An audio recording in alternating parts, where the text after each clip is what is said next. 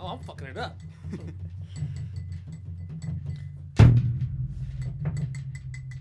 Hello, ting ding ding ding ding. My name is Dice Raw. This is the Raw Report. With me always is Bomb. Today we're going to be talking about most influential African American women in the world, Part 2. Bomb, you know what to do.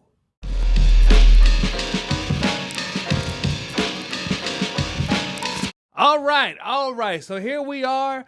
You know, we just realized something before we even sat down to do this week's podcast. We wanted to give a birthday shout out. Well, Bomb said, hey, it's, Jill Scott's birthday. I said, oh, shit, it is Jill Scott's birthday. He said, also, Maya Angelou and Jill Scott share birthday. Whoa! Mind blown.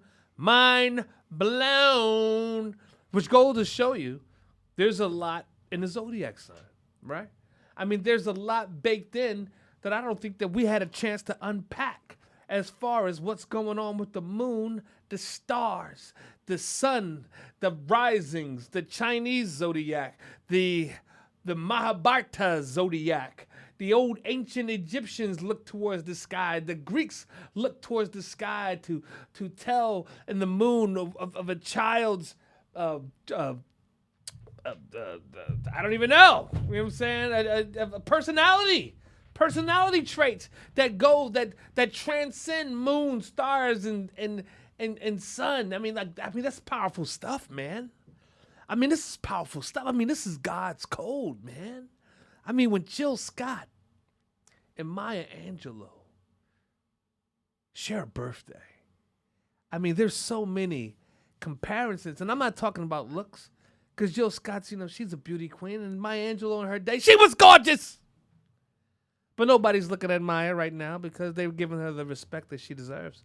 And that's what we want to do here. We want to give African-American women the respect they deserve because me and Bob were trying to figure out why this isn't the number one trending topic in the world. Jill Scott, Maya Angelou, happy birthday. Number one trending topic, that's what it should be. But I guess that's a testament to African-American women not getting their props, not getting their just due, not getting their roses, but I can still smell them. So in any case, I guess we'll start. Jill Scott. Jill Scott, Philadelphia singer, songwriter, actress, poet, producer, philanthropist. The list just goes on and on.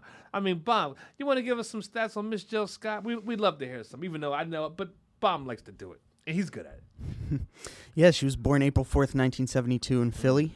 Grew up as an only child raised by her mother and her grandmother. She was raised as a Jehovah's Witness. And after graduating from the Philadelphia High School for Girls, she attended Temple, my alma mater. Oh, Mom, you went to Temple as well? Yes, sir. How about that? And then after 3 years of study and serving as a teacher's aide, she dropped out of college. Began her performing career as a spoken word artist until she was discovered by Questlove. What? Is that what it says? Yep. Holy shit.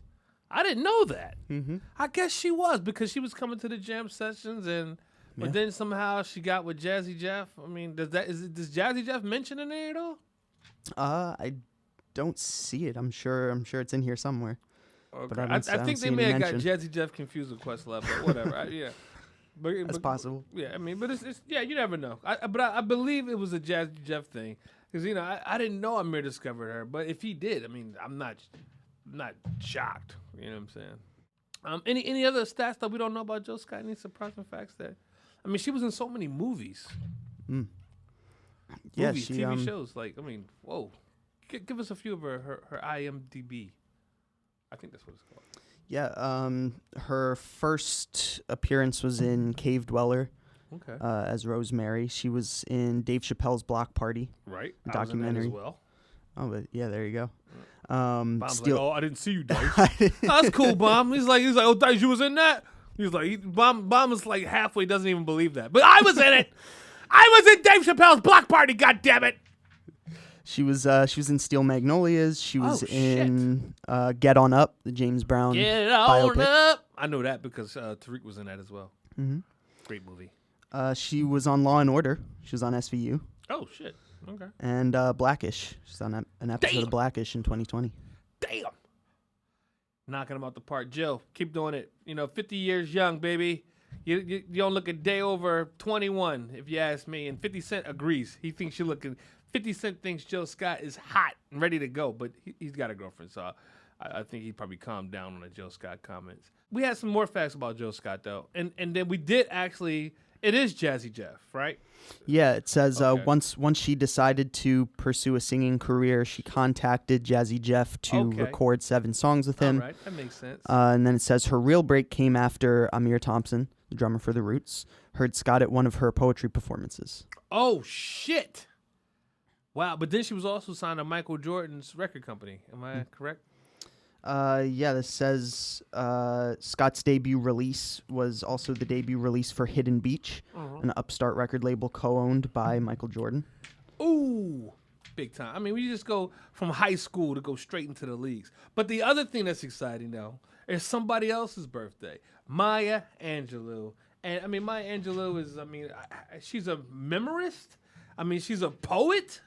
But a civil rights activist, I think, at the first and foremost, and it's her birthday too. And we're giving black women their flowers today on the Raw Report. That's all we're doing. Nakia Dillard, shout out. What's going on, brother? I gotta fix my thing. That's a lot better. So give us some facts about Maya Angelou, Bomb. Maya Angelou was born Marguerite Annie Johnson on April 4th. Marguerite Annie Johnson. Yeah. So Maya is almost short for Margaret. Yeah. Kind of. Okay, I'd like that. I like that. Okay. Yeah. She was born in St. Louis, Missouri. Okay, damn. She born in the Lou. Damn. In the Lou, and her last name is Angelou. So she was born in the Lou. Damn. Learn all kind of facts. She worked a string of odd jobs during her young adulthood. Really? She was a fry cook, a sex worker, and nightclub performer. Wait, Maya Angelou was a sex worker? She sure was. I told you she was hot back in her day. God damn, Maya Angelou. I'm every woman. It's all in me. I mean, is that shit about her? Maybe. That shit might be about her. Maybe. Fuck. All right. She eventually became a coordinator for the Southern Christian Leadership Conference. Damn. And she was a correspondent in Egypt and Ghana during the decolonization of Africa. In 1982, she was named the first Reynolds Professor of American Studies at Wake Forest. Damn, the first Reynolds Professor at Wake Forest. Yep. Wow. Maya Angelou. I mean, what a life. What a life. In 1993, she became the first poet to make an inaugural recitation since Robert Frost at the inauguration of JFK. She spoke at the first inauguration of Bill Clinton. I remember that. Yep. I remember that. In the 1950s, she took modern dance classes and met with Alvin Ailey and Ruth Beckford. Oh my God. Who is this woman? Like, damn. Maya Angelou. Wow. In 1960, she met with Martin Luther King Jr., and after hearing him speak, she organized the Cabaret for Freedom to benefit the SCLC.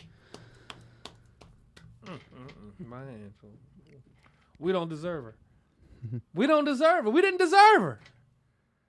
In 1965, she became an administrator at the University of Ghana. She also was a feature editor and a freelance writer for the Ghanaian Times. Wrote and broadcast for Radio Ghana. Wow. And it was in Accra that she became close friends with Malcolm X. What a life. What a life. What a life. I hope that you guys out there live an eighth of what this woman has done. I mean, and you will live a great life. Maya Angelou, happy birthday. There's other women that we want to talk about. And I think going from Maya Angelou, I think we got to go into Oprah after that. You know what I'm saying? I think we got to go into Oprah Winfrey. It's not Oprah's birthday. In fact, I don't even know Oprah's birthday, but maybe that's a birthday that I probably should know. But I can start sending Oprah like a card or something, or like a basket of fruit every year on Oprah's birthday. Do we have Oprah pulled up yet? Yep. When is Oprah's birthday? Do we have that information available? She was born January 29th, 1954. Oh, she's an Aquarius. Ooh, that's why you ain't ever get married, Oprah. You was a player. Okay, you an Aquarius, a bad girl. Oh, them Aquarius, they some bad girls. They some bad gals now. Oh, I don't want to get in trouble. I don't want an Oprah hit squad. You fucking come in the studio one day and wipe everybody out based on some shit I said. Oprah hit squad. Oprah, I wonder if Oprah's got killers. I bet you Oprah's got killers. You know what I'm saying? If I was Oprah, I'd have killers on payroll. You know what I'm saying? But Oprah, she started her career when Bomb? It says she was born in rural Mississippi and later raised in inner city Milwaukee. God bless you, Oprah. She went to live with her father, Vernon, a barber in Nashville, Tennessee, and landed a job in radio while still in high school. By 19, she was a co-anchor for the local evening news. She eventually went into the daytime talk show. Killed the game. And launched her own production company. Oh, wow. In 1994, she was inducted into the National Women's Hall of Fame. Right. She's won 18 Daytime Emmy Awards. Oh, shit. Including I didn't even know that, but I'm not surprised. But when you hear some kind of stats like that, 18 Daytime, is there anybody else on par with Oprah with 18 Daytime Emmy Awards? I don't know. Maybe the Price is Right. First of all, you got to be on TV for 18 years. But you got to be on TV so long and be doing so well. It's unmatched. It's unmatched. Shout out Oprah. You know what I'm saying? We just want to make sure that all you African American women get your props. Get your respect due. You know what I'm saying? Get your enough respect, boo. Maybe that's what we're gonna call this art. We're gonna call this installation. We're gonna call it Enough Respect, boo. It was a song Big Daddy Kane had back in the day, but it was just called Enough Respect. But at the end, Big Daddy Kane, the way he talked, like, enough respect, dude. But I'm gonna just say boo. Enough respect, boo. I could probably get Me Too for calling them boo too. You know what I'm saying? There's some powerful women out there get me fucked up. You know what I'm saying? Backstage, like Will Smith should have done. You know what I'm saying? Not slapping people on stage, Will. You slap them backstage. You know what I'm saying? Like Suge Knight. But anyway, moving on. I'm not gonna keep fucking with Will. Will, hopefully you'll be able to come back from this. I don't know if you can. But Whoopi Goldberg seems to think so. Maybe if you change your name to Will Goldberg. Maybe if you drop Jada and marry Whoopi. I think that's it. Will. Not to get off topic. But maybe we should talk about Whoopi Goldberg. That's a perfect segment. Maybe talk about Whoopi Goldberg, one of the most influential black women of all time. And Whoopi, she's kind of been putting it down too. I actually want to see the Will Smith, Whoopi Goldberg relationship because it's like the reverse Jada. It's like, instead of going young girl, Will can go old head. You know what I'm saying? He can go OG and start getting that Whoopi. That Whoopi. It's like her name is Whoopi. You know what I'm saying? And it's like, so it's got to be good. It's got to be some good Whoopi. If your name is Whoopi, did they mean? I'm kind of confused now because what came first, Whoopi Goldberg or calling sex Whoopi? You know what I'm saying? Like what year was that when that was like the number one phrase for being able to talk about sex on TV? They used to say Whoopi. They say, oh, you want to have Whoopi or make Whoopi. You know what I'm saying? That was like the way TV would say sex. And now they just be like, yo, you want to get let's fuck. You know what I'm saying? Live on ABC. You know what I'm saying? It's so ratchet now. You know what I mean? But what are we doing, Bob? I kind of lost track. Whoopi Goldberg. Whoopi Goldberg. Whoopi started her career. What was her first movie? Was it Jumpin' Jack Flash? What was the first movie? Let's see her. I'd argue it was Jumpin' Jack Flash. She trained under acting teacher Uta Hagen at the HB Studio. In 1983 and 1984, she first came to national prominence with a one-woman show. Oh, shit. In which I didn't know she that. portrayed Mom's Mabley. Get the fuck out of here. Yeah. Whoopi Goldberg playing Mom's Mabley, portraying. I would love to see that fucking shit. Like, that's probably a fucking amazing performance. Excuse my language. I curse a lot. Back to Whoopi. Her first film credit is Citizen. I'm not losing my mind. I'm giving it away. It's a 1982 film directed by William Farley. It's her first screen appearance. Wow. And her second screen appearance was The Color Purple. That was her second? Yep. Fuck, Whoopi did Color Purple before she did Jumpin' Jack Flash? Yep, 1 year prior. So Color Purple made Whoopi a star. Mm-hmm. Yep, Yo, she was I in, did not know that. She was in The Color Purple in 85. She was in Jumpin' Jack Flash in 86. Damn, Whoopi. Whoopi is no joke. I mean, when you talk about black actresses, I don't think Whoopi got her props. Now, Whoopi, she got her money. She got her motherfucking money. But, yo, I don't know if Whoopi got her props. Like, yo, motherfuckers really don't talk about Whoopi like that. I mean, The Color Purple. The way, I mean, what was the name of her character in Color Purple? In The Color Purple, she was... Sadie or? Celie Harris Johnson. Celie. I mean, Whoopi. I mean, what you did. I mean, Whoopi, if you're watching, I know you probably check it out sometime, but Whoopi, I got to be clear about this. This is one of the best African-American woman performances of all time. I mean, the fact that Whoopi did not win the Academy Award for Celie is mind-blowing. It's such a good performance. Her first movie, The Color, I mean, and to kill it like that. I mean, just thinking about it almost brings me to fucking tears. I mean, just thinking about how good Whoopi Goldberg's performance was in The Color Purple almost moves me to tears. It's that good, Bomb. And I know Bomb probably hasn't seen The Color Purple. Maybe he has. Because he wasn't born in the year it came out. He was born a lot later in life. He's a young man. But here's the thing. Bomb, I would urge you to go back. I would urge you to go back and watch The Color Purple. In fact, Bomb has a black girlfriend, so I would actually even urge you to say, hey, babe, have you ever seen Color Purple? If she's really black, she'll be like, oh, yeah, of course. I'll watch it every Sunday. But if she's like, if she's not that black, then she'll say, no. And Bomb, you know how many points you will score? Through the roof, baby! Through the roof! There'll be a half black, half Jewish baby that looks Latino running around in no time. You know what I'm saying? And I'll call him nephew. I'll say, hey, where's my little nephew, Bomb? You know what I'm saying? Because I'm the one that helped bring that baby to fruition.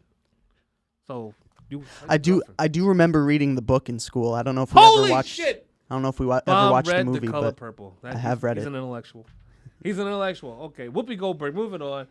What else? She did Jumpin' Jack Flash, which was crazy. Mm-hmm. Then she did, she did Jumpin' Jack Flash 2, I feel like. She did a few movies that were like that. Then she got into the Sister Act franchise that, exploded. Oh my God. Whoopi, we didn't give you your props, Whoopi. We didn't give you your props. But you got your money any fucking way, Whoopi. That's right. That's right, Whoopi. That's right. And I'm proud of you. Man, Whoopi, you killed the fucking game. Bomb, give us some stats on Whoopi that we don't know. Towards the end of the 1980s, she hosted numerous HBO specials of comic relief with Robin Williams and Billy Crystal. Right. Where they were giving back. Ooh, comic relief. Big shit. And then in the 90s, she had a recurring role on Star Trek The Next Generation. That's right. Fuck. Yep. She was fucking Jean-Luc Picard. And she was like 600,000 years old on that show or some shit. She was like the oldest person on the ship. She was the host of the 34th Grammys. From 1994 to 1995, she appeared as a voice in The Lion King. She was in the film adaptation of The Little Rascals. She guest starred on Muppets Tonight in 1996. Woo! Cha-ching! Also became the first black woman to host the Academy Awards. Cha-ching! She hosted but you know what, though? Yeah. I'm glad you mentioned that because the first black woman to host the Academy Awards. If it wasn't Maya Angelou or Jill Scott, it's goddamn right should have been Whoopi. You goddamn right, Whoopi. Cha-ching. Every time you say something about Whoopi, I'm just going to go cha-ching because Whoopi got her fucking money. Black people, we didn't give Whoopi her props like we give a Halle Berry or a fucking, who was the bitch from fucking Players Club or some shit like. I mean, we gave those actresses more cachet in our community than a motherfucking Whoopi Goldberg. A fucking Vanessa Williams had more cachet than Whoopi Goldberg. Like, are we fucking nuts? I mean, Jasmine Guy, like, look, Jasmine Guy is fly, Mariah Carey. Like, I mean, Jasmine Guy is fly. But can she fucking hang with Whoopi? Fuck no. And Jasmine can act, but she can't fuck with no Whoopi. I mean, Lisa Bonet, I mean, dope, but, I mean, can she fuck with Whoopi? I mean, give me some. I'm trying to think of like people that we put on high pedestals for no fucking reason. I mean, Jada Pinkett, dope. I mean, dope. But can Jada fuck with Whoopi? Fuck no. I mean, who can fuck with Whoopi, yo? This is about to be a Whoopi Goldberg episode because who can fuck with Whoopi on the act? I'm talking movie per movie. I mean, what black woman has a fucking franchise, a film franchise? Only person that even come close is like in our age group or our age demographic, which Whoopi is not in. But I mean, but she's been killing it for so long. The only person I can even line her up with is like a Queen Latifah right now. You know what I'm saying? Like a Queen Latifah, like a Whoopi. Then like Queen Latifah, I mean, but like Viola Davis, we're gonna talk about her too. We're gonna take a break and we're coming back with some more African American queens who not getting their props. Maybe we're gonna talk about Whoopi some more. I'm not sure. Be right back. Man, so we're back. And you know, as I was fixing my next cocktail, I just couldn't help but still think about Whoopi. How important Whoopi Goldberg is for African-American women out there in acting roles. I mean, she's done the most versatile roles for African-American women, and we never talk about Whoopi. We don't say, hey, in fact, we make fun of Whoopi. We make fun of Whoopi because we didn't think that she looked like, I don't know, somebody that we don't make fun of, like a Jasmine Guy, you know, or Jada Pinkett, or Halle Berry, or, you know, like the other people that we mentioned earlier.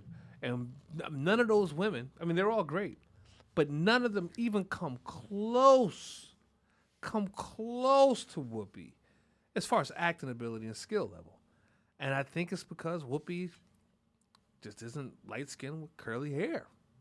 And I mean, it's sad that I had to kind of like, you know, boil it down to that. But I'm like, Whoopi is such a mind-blowing force. I mean, to be reckoned with as far as African-American female voice. I mean, Celie, we're talking about Celie here. But then the same person that played Celie has their own franchise of where she dresses up as a nun to escape the mafia. I mean, this is versatility. And the fact that it brought to my attention that Whoopi was the first African-American woman to ever host the Oscars. Whoopi. I salute you, Whoopi. Who's next on our list? Ava DuVernay, right? Yeah, let's keep the Hollywood theme going. You know what I'm saying? I mean, whoa. I mean, what this woman has done in such a little time. I mean, she's been putting it down for a long time, you know, before Hollywood and before, you know, the mass people get to understand who this woman really is and what she's doing in Hollywood and how she's been putting it down for so long. I mean, I don't even know where to begin. I could just start with Central Park 5, the documentary that changed the world, the 5-part series, the Central Park 5. Those guys, boy. I mean, the guy got out of jail. Before we talk about Ava, which is the most important part, I want to talk about one of those Central Park 5 guys. You know, the one that got out of jail. His first thing he did was marry Delicious. Did you see that? The first guy, his first week out of jail, he was like, "Yo, where's the woman Delicious?" He was like, "I have a wedding proposal," and it worked out for a little while, but they wound up getting divorced. But hey, man, I just let that man live and let Delicious live. You know what I'm saying? Well, you know, I hope they get back together. You know what I'm saying? But like, he was thinking about that. He was thinking about them buns when he was locked up. You know what I'm saying? He was focused on some delicious buns, and he couldn't think. He was like, "Yo, first day out," like, you know, Gucci Man first day out. You know what I'm saying? This guy first day out, he wasn't looking for buns. You know what I'm saying? But anyway, Ava DuVernay. I mean, the documentary was such a eye-opening piece of journalism. I mean, because it's almost like it's journalistic cinema. You know what I'm saying? Because we already knew the story, but we really didn't really know all the intricate, the unpack. Like, I mean, the shit was deep. And Bomb, John Leguizamo's in the movie. Your twin. You know what I'm saying? And I don't know if you already saw it, Bomb. You probably did. But, I mean, Ava's doing such amazing things in Hollywood. And like I said, this whole thing is dedicated to African-American women because you don't get your props, boo. So, Bomb, would you drop it on us, some Ava DuVernay facts? She was Hopefully I'm pronouncing born. the name right. Yeah, she was born August 24th, 1972. Virgo she's a gang. Virgo. Yep, Okay. like me. Oh. Self-made billionaires, number one. Long Beach, California is where she was born. So she's a Crip. Is that how she got in? Okay. So she knows Snoop. And her alma mater is UCLA. Got her bachelor's at UCLA. They're blue and yellow, so that's Crip enough. Okay, I get it. I get where the theme was going. She became the first black woman to be nominated for Best Director in 2014 for her work on Selma. Damn. She also became the first black woman to direct a live-action film, earning $100 million at the box office for A Wrinkle in Time. Lord have mercy. God bless this woman. Thank God we have her. We're not worthy of these people. Why are they living amongst us? We're not worthy. Please continue. She produced and directed the Netflix limited series When They See Us, which was nominated for 16 Emmy Awards. Yo, hold up a second. You see what I'm saying? You do one project that's nominated for fucking 16 Emmy Awards. I mean, that's Oprah's whole fucking shit in one slot. That's deep, man. That's fucking deep. Keep spitting them facts. And in 2017, she was included on the Time 100 list of the most influential people in the world. Oh, of course she is. Well, I agree with that. They finally got it right. You finally got it right, Time Magazine. And in 2020, she was elected to the Academy of Motion Pictures Arts and Sciences Board of Governors as part of the director's branch. Wow. Ava DuVernay. God damn, boo. What's going on? Is she married? Who's her husband? I don't know. I can't. It does not say. Does she have a? Is she married to a woman? I mean, she could be, lesbian, LGBTQ. I don't believe she is married. Okay, well, I'm seeing big things in her future, bright things, for whatever she chooses. Okay, moving on. So who else we got on the list? We got Phylicia Rashad. Phylicia Rashad. Oh my God, you got to give it up for Phylicia Rashad because we got to keep the theme going. We gotta take the bar up here. You know what I'm saying? When we start talking about Jill Scott, Maya Angelou, Whoopi Goldberg, Ava DuVernay, who else did we talk about today? Was that it? Phylicia Rashad. Let bring it to him because I know Phylicia Rashad, but I mean she's been putting it down for so long. I just want you to give him the cold hard facts, Bombs. Yeah, she was born Felicia Ayers Allen in Houston, Texas. And she married Ahmad Rashad. Ahmad Rashad, you lucky bastard, you. She got her BFA from Howard University. Oh, wow. Okay. Howard, HU. HU? A lot of people go to HU. Didn't Lena Waithe, was she an HU person? She might have been, yeah. I think so. Yeah. HU? Obviously known for her role as Claire Huxtable. Oh, man. Big. But, somebody fucked that up for her. I'm not going to say his name. In 2004, she became the first black actress to win the Tony Award for Best Actress in a Play, which she won for her role in A Raisin in the Sun. She killed that. Her other Broadway credits include Into the Woods, Jelly's Last Jam, Gem of the Ocean, and Cat on a Hot Tin Roof. She won an NAACP Image Award for reprising her Raisin in the Sun role in the 2008 television adaptation. Crazy. She has also appeared in the Creed films. That's right. Still putting it down. Hey, man. Let's not stop there. But let's also talk about her sister, Debbie Allen. I mean, when you got a family, what was going on in that house, right? When you get Phylicia Rashad and Debbie Allen, that's kind of like mind blowing. You know what I'm saying? And I learned so much about Debbie Allen and through her Netflix special that just came out. That was just mind blowing. The Black Nutcracker and the chocolate ballet. Oh my God. Mind blowing. I just want to these women they're not young women. You know what I'm saying? To be working this hard. They're putting it the fuck down. You know what I'm saying? How old is Debbie now? What is her age? Mrs. Allen? Debbie Allen is currently 72. Yeah. And how old is Phylicia Rashad? Phylicia Rashad is 73. You're not supposed to ask a woman her age. But when you look that good, I'm sorry, boo, I gotta ask. You know what I'm saying? Debbie Allen, 72, Phylicia Rashad, 73, and they're still putting it the fuck down to this day, which goes to show you that age is just a number. You're only as old as you feel. You know what I'm saying? You could be 80 years old crawling around the ground doing head spins. It's happening. People are doing it. You know what I'm saying? You're only as old as you feel. And I only feel 8 years old. That's and I acted too. No, I'm just joking. But Bob, who else we got on the list? We got Tracee Ellis Ross. Oh, now Tracee Ellis Ross. She's one of those people that I think actually could be like a Whoopi Goldberg. To have that kind of range. Because I've seen her do some serious shit, and I've seen her do some real funny shit. You know what I'm saying?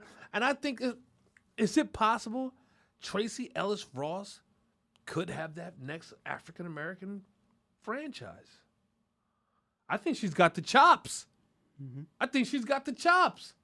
Tracee Ellis Ross. Now, let's not do Sister Act over again, all right? Because that's done. You know what I'm saying? Well, no, it's not done. Whatever.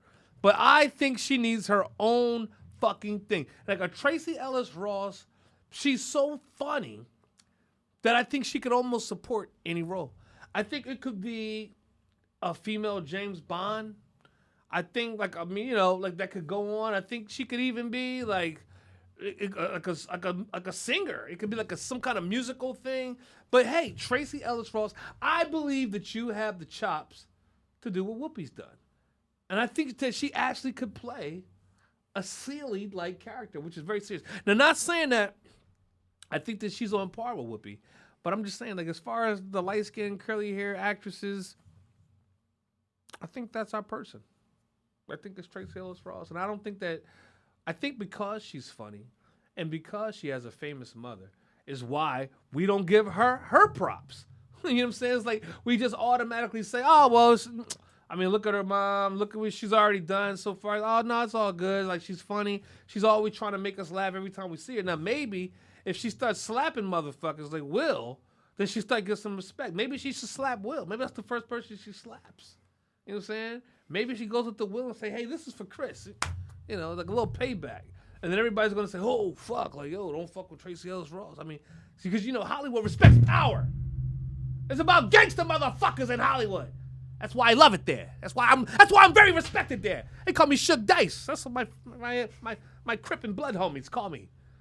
Suge Dice over there on the west side. Everybody knows that. But anyway, Tracee Ellis Ross, I'm thinking that's our girl. But Bob, give us some facts on Tracee Ellis. She was born Tracy Joy Silberstein on October 29th, 1972. Yep, her father is Jewish. Oh, okay. She seems to be hanging out with Drake. She was born in L.A. She went to Brown University, Ivy League school. Oh, very intelligent. See where I'm going? She's the kind of motherfucker. She's the sleeper. Tracee Ellis Ross is the sleeper. She's going to come out of nowhere with a very serious role that's going to hit everybody like a fucking ton of bricks over their head, and they're going to be sopping up the floor and sopping up gravy off their plates for Tracee Ellis Ross biscuits. You heard it here first. Bob, please continue. She received 2 NAACP Image Awards for Outstanding Actress in a Comedy Series for her role on Girlfriends. Oh. She also received her 3rd NAACP Image Award for the role of Carla Reed on the BET sitcom Read Between the Lines. Holy shit! Okay. She has also received 3 NAACP Image Awards, a Golden Globe, Right. for Blackish. Blackish is pretty fucking good, man. Good fucking show, man. She made her big screen debut in 1996. She played a Jewish African-American woman in the film Far Harbor. See, that was before they was getting props. See, go back and check out Far Harbor. I'm going to have to go back and look at the film to see how brilliant she was in it. You know what? And I bet you she was brilliant. I bet you she was brilliant, and they didn't give her props because they wasn't giving black women props back then. Now it's the new thing to do. Oh, let's give black people they probably just do. Oh, Dapper Dan. Oh, Gucci stole this. They stole that. They stole this. They stole that. Oh, people give them little props. So that's what they're doing now. They're going back to giving people their props. But what's the movie again? Far Harbor? Far Harbor, yeah. Far Harbor. Tracee Ellis Ross on a serious tip. Let's check it out. I bet you it was an Oscar-winning performance. Maybe not, but I bet you it's pretty fucking good. And I'm going to check it out. You know what I'm saying? I can't wait to see it. Far Harbor. I think I'm going to go home and check it out. Is it on Netflix? Bob. Good question. Let's see. Far Harbor. We're checking. And even if it's not, you can still find it on imdb.com. All right? And I urge you all to check it out. Who's next on our list? We got Simone Biles. Oh, Simone Biles. Oh. You got to give it up. And I mean, she won, gold medal after gold medal after gold medal. And then she got a little tired. She had a little mental fatigue. And after coming out of the COVID-19 shit, who doesn't have mental fatigue? You know, Simone Biles, kudos to you for even still going out there and doing those flips and those little back flips, little front flips. She was all over the motherfucker, like boom, boom, boom, boom. I was like, oh shit, I can't keep up. You know what I'm saying? She was like one end of the screen, then she was at the other end of the screen, then she was at the other screen, then she was all the way over here again. And I was like, yo, I just loved every minute of her performance as she did at the Olympics, and hopefully that she does get the mental rest. You know what I'm saying? Because, me as a former mental patient and current, it's a lot of times we need that break. You know what I'm saying? Or else we may fuck somebody up. You know what I'm saying? Like, I got to take those. I got to start doing my meditation, or else, I'll just go ape shit with an AK. You know what I'm saying? So hopefully Simone Biles, put the AK up, boo, and start the meditation. Bomb. How many gold medals did she win though? Let's get the cool hard facts. Yeah, she's tied as the most decorated gymnast of all time, with a combined total of 32 Olympic and World Championship medals. Yo, look, I gotta take my glasses off for that. Okay, it's time to get serious. All right, this woman has 32. 32. Not just gold, but Olympic total. Olympic and world medals, yeah. So that's gold, silver, bronze. 32. How old is this woman? She's 25. Kind of makes you put your life in perspective, doesn't it, people out there? It's like, I watched the flipping and stuff, but I think maybe I could have been a gymnast in my own time. You know what I mean? I could have 32 gold, silver, bronze medals, Olympic medal championships. She's got 32 of them. 32 of them. God damn, Simone Biles. Like, what's up? Like, how do you not be crazy with that kind of dedication? When you flipping and shit like that, and then you only eating celery and cucumbers and shit. You know what I'm saying? Like, how do you not get mental fatigue when you want a cheeseburger and you can't have one because you're the best in the world? You're the best. You're the best they've ever seen. You're not just the best in the world. You're the best the world has ever seen. And you can't have ice cream because you're flipping and stuff. And I dig it. Yeah. Her core. Have you seen her core? This woman's core is stronger than the Earth's core. You know what I'm saying? Like, to be able to do those kind of flips and whoa. Simone Biles. Cheers to you, Mom. What else do we not know about this woman? I'm fucked up in it. She was born March 14th, 1997 in Columbus, Ohio. She was born March 14th? Yeah. Pisces. That's the crazy Pisces day. Fuck. So she is nuts. Like, she's not joking when she said she needed to take a break. Yo, let her break. Them Pisces, boy. Woo. Especially that week, the 14th. That's some of the looniest people I ever met in my life. But anyway, go ahead. Her international debut was in March at the 2013 American Cup. In July of 2013, she competed at the 2013 U.S. Classic and competed at the 2013 USA Gymnastics National Championship, where she was crowned the national all-around champion.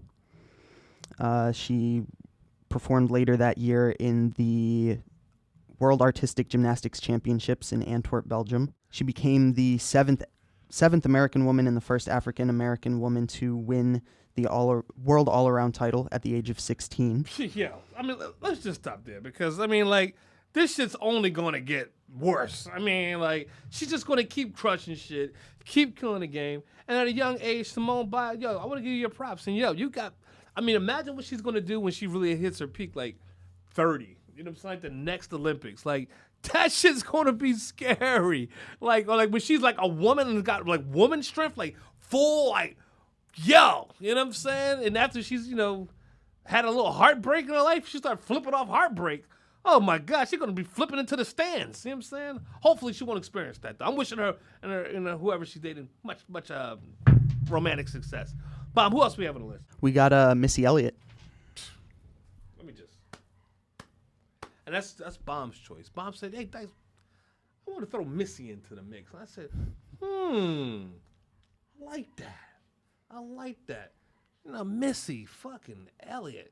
You know what I'm saying? Like, I mean, you talk about one of the world's geniuses. I mean, that's Missy. I mean, all the songs that she wrote, I mean, even just her one-liners are just super hilarious. You know what I'm saying? Like, and look, it's crazy because she says, see the Belvedere playing tricks on you.